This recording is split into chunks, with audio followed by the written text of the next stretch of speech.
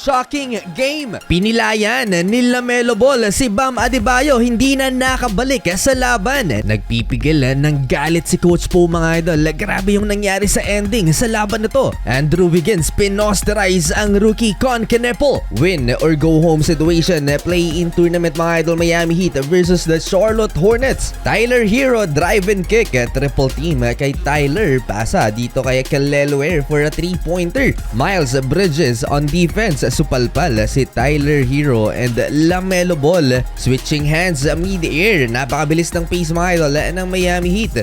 Rhythm 3-pointer, LaMelo Ball pull-up 3-point shot from top of the key, and David Mitchell early offense, iwan ng depensa ni LaMelo. Rookie Con Canepo ni-lockdown si David Mitchell, forcing a tough shot. Pagod kaagad ang mga players sa first quarter pa lamang dahil sa napakatinding takbuhan. Si Miles Bridges ang anchor sa depensa ng Charlotte Hornets at napakalalim din ng lineup nila. Ipinasok ang second unit Kobe White and Ryan Kalkbrenner. 3-point shooting at offensive rebounds ang lamang ng Charlotte Hornets sa Miami. Panglima sa NBA ang Charlotte Hornets in terms of offensive boards. Kobe White ang leading scorer off the bench ng Charlotte Hornets, tough bucket off the glass over Tyler Hero.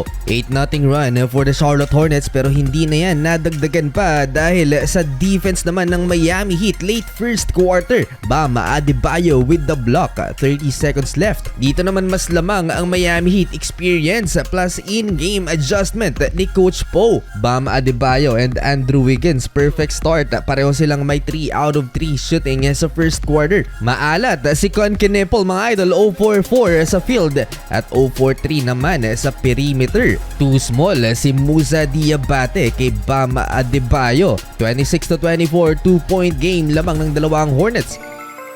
Start of second frame, Con Canepo with his first basket, and LaMelo Ball naman supalpal ni Simone Fontecchio. Pero eto, may ginawang dirty play si LaMelo na hindi nakita naman ng official. Nadali ang lower back ni Bam Adebayo, kinailangang time out ng Miami Heat. Tinake down pala ni LaMelo si Bam. At ang interesting part sa play na to mga idol, si LaMelo pa ang may ganang magreklamo na para bang hindi intentional yung ginawa niya. Balik sa locker room si Bam habang nagre-reklamo naman si Coach Po bakit hindi tinawagan ng kahit anong foul si LaMelo sa play na yun. Well, business as usual for the Miami Heat kahit wala si Bam Adebayo. Meron pang Kelly Ware, corner triple. Better offense in and out the paint for the Miami Heat, habang ang Charlotte Hornets naman struggle sila sa napakatinding depensa ng Miami.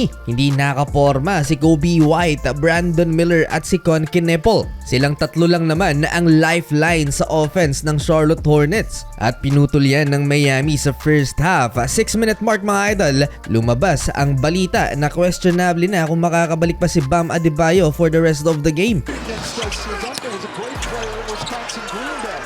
Meron pa namang rim protector ang Miami Heat, Kelly Ware, at ang 6-man candidate na si Triple J plus Andrew Wiggins na napaka-consistent. Back in action si LaMelo Ball, he blows by Tyler Hero and a scoop finish for Melo. Binuhat ni LaMelo Ball at ni Miles Bridges ang Charlotte Hornets dahil maalat ang co-stars nila. Jaime Jaquez Jr. with his first 3-pointer of the game. And LaMelo Ball with the counter from deep. Napakalayo neto.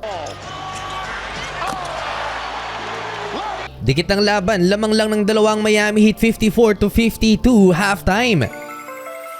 Nagsimula ang third quarter na walang Bam Adebayo sa Miami Heat. Si Jaime Jaquez Jr. ang pumalit kay Bam sa binakanting posisyon sa starting 5. Team effort ang bumubuhay sa offense ng Miami Heat dahil itong si Tyler Hero na dapat inaasahan nila sa scoring, daming pilit na tira sa interior. 3 out of 9 sa field si Tyler, that's 30% shooting. Liability din sa defense si Tyler Hero. Eto, iwan na naman siya ni LaMelo Ball. Over Kelly Ware finish by the Hornets point guard. Di naman siya pwedeng ilabas ni Coach Po dahil mawawala ng playmaker at shot creator ang Miami Heat. Ball versus Hero again, and one basket for LaMelo. Bagyang nagkaroon ng traction naman sa offense si Tyler Hero with this wing 3-pointer, but Brandon Miller may counter din at top of the key pull-up. From defense to offense, Kelly Ware dinakot ang bola sa ere.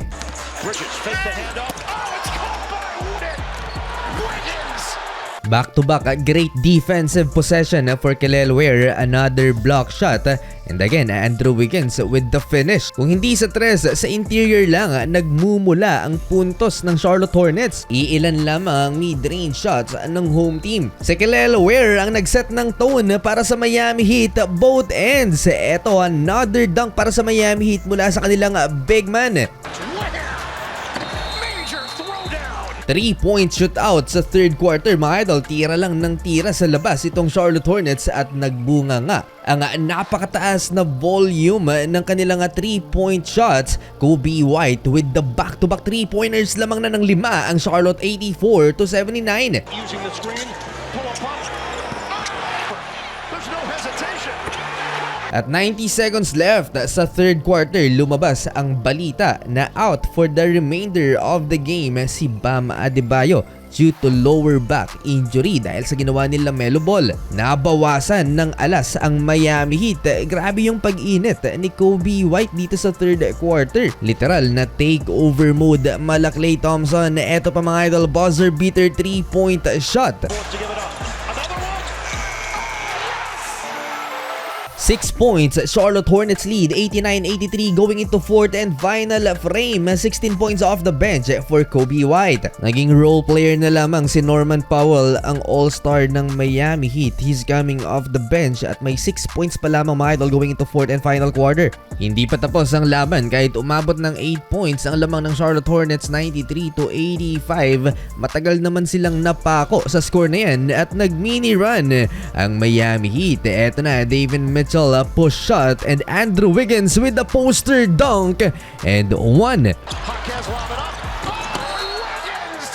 Monster throwdown by Andrew Wiggins, nag-flip ang momentum at nakalamang pa ang Miami Heat. 12-0 run lang naman ang ginawa ng visiting team. David Mitchell, big shot, 3-point basket, 24 points so far for Mitchell. Effective yung 3-2 zone ni Coach Po, mga idol, para madepensahan ang arc kung saan nagmula ang napakaraming puntos ng Hornets sa third quarter. Masyadong pinipilit ng Charlotte, mga idol, ang kanilang 3-point shooting kahit hindi naman na nagsisipasok, hindi sila nagkakapitalize sa interior. Kahit na nag-adjust na sa depensa ang Miami Heat sa ilalim. This is a coaching malpractice kung sakaling matalo ang Charlotte sa game na to. Gusto talaga nila ng 3-pointer, mga idol. LaMelo Ball wide open, Sala. 5-minute mark, Miles Bridges and one basket kontra kay David Mitchell. Na bad trip doon si Coach Po dahil hindi dapat end one basket daw yun. 2-point game down the stretch lamang ng dalawa ang Miami. LaMelo Ball, pinipilit talaga ang kanyang 3-point shooting. 2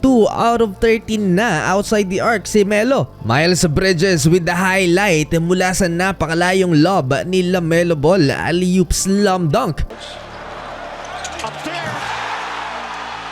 Former champion at ang may experience sa finals, Andrew Wiggins, binigyan ng back-to-back 3-pointers ang Miami Heat.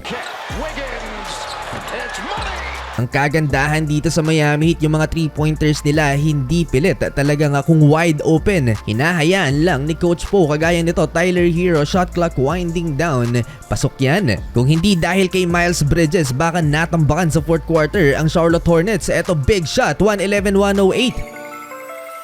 Under 1 minute, eto na naman, Grant Williams, bad shot, contested ng 7-footer na si Kelel Ware. So foul game ang nangyari, mga idol. Dito mas lamang talaga si Coach Po, experience over talent. Well, hindi pa tapos ang laban, mga idol, may natitira pang oras. Brandon Miller clutch, foul game ang nangyari. 2 free throws for Tyler Hero and Kobe White to tie the game at 114.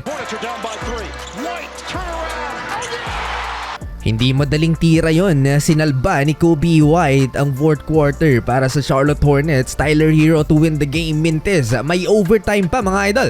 OT, mga idol. Miles Bridges again, big shot, wide open corner triple sa harap ng bench ng Miami. Malas talaga ni LaMelo Ball sa second half, mga idol. Binuhat siya ng mga role players. Brandon Miller, alley-oop, bumawi sa playmaking si LaMelo. It's a collective effort led by Miles Bridges sa overtime. Eto na naman, nakakita ng liwanag sa ilalim. Crafty finish, reverse layup for Miles, 123-118. 90 seconds left. Dito sa overtime nang ibabaw ang talent ng mga young players ng Charlotte Hornets. Kailangan ng mga batang players ng Hornets ang experience sa endgame at eto na yun. Dinaga naman si Con Kneppel 2 out of 12 sa field at binangku na siya sa OT. And finally, hindi tumira ng 3 mga idol si LaMelo Ball last 26 seconds. Big shot, nag-celebrate na ang Charlotte Hornets. Akala nila panalo na mga idol pero hindi pa tapos ang laban at eto ang nangyari sa final 24 seconds. 3-pointer ni Tyler Hero at nag-commit ng turnover ang Charlotte Hornets plus na foul outside the arc ng Charlotte si Tyler Hero. Ang bilis na nag-flip ng momentum and just like that lamang na ang Miami Heat 126-125, 9 seconds left. And LaMelo Ball mga idol, eto na, dagger layup at supalpal si David Mitchell for the win. Charlotte Hornets panalo, nakaligtas sa Miami.